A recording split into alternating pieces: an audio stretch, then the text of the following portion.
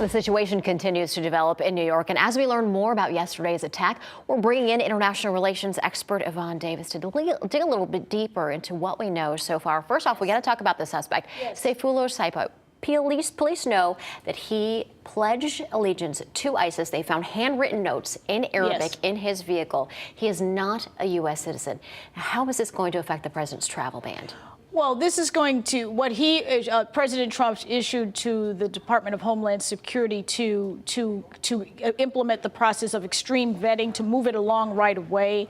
And so that extreme vetting process, because of what happened yesterday, the move is to go into effect sooner rather than later. So any of the background checks for immigrants or coming to the United States of America will go through even more severe, perhaps more draconian background checks to make sure there isn't any ties to any type of militant or Islamic fundamentalist groups. Now, Saifov's country of origin, Uzbekistan, how does that relate to ISIS? What has ISIS's involvement been like in that country? Well, ISIS, there's an organization, a terrorist organization called the Islamic Movement of Uzbekistan, which started in 1998. In 2015, they pledged their allegiance to ISIS. So about 1,500 Uzbekistanis went to Iraq and Syria and fought the war with ISIS.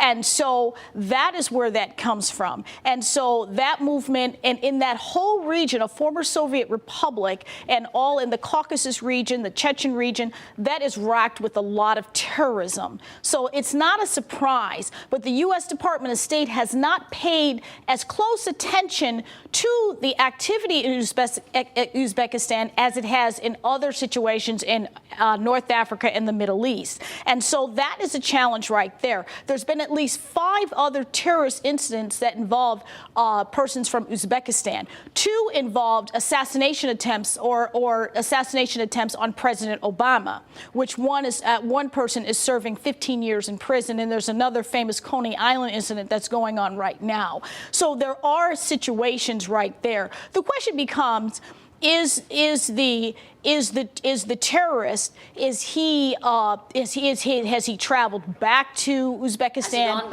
Has he gone to Syria? It appears right now he's a lone wolf, but we will have to see. And I do want to point out before we go, you do have extreme experience, and you lived and worked in this region. Well, I worked in Uzbekistan. Yes. I worked in Uzbekistan all over the country under President George W. Bush, promoting public diplomacy. It's a beautiful country, but as terrorism after 9/11 under President Bush, the administration started to pay more attention to what was going on in Uzbekistan. And so therefore, some of us had the opportunity to go into the region to foster better relations, communication skills, etc. So that was the soft diplomacy side. But we now see what happened yesterday, which is the second most serious terrorist attack since 9/11 in New York, that this has to all change now. Absolutely. Well, Yvonne, we do appreciate your time and coming in to speak with us and our viewers. Thanks so much. Tim, back to you.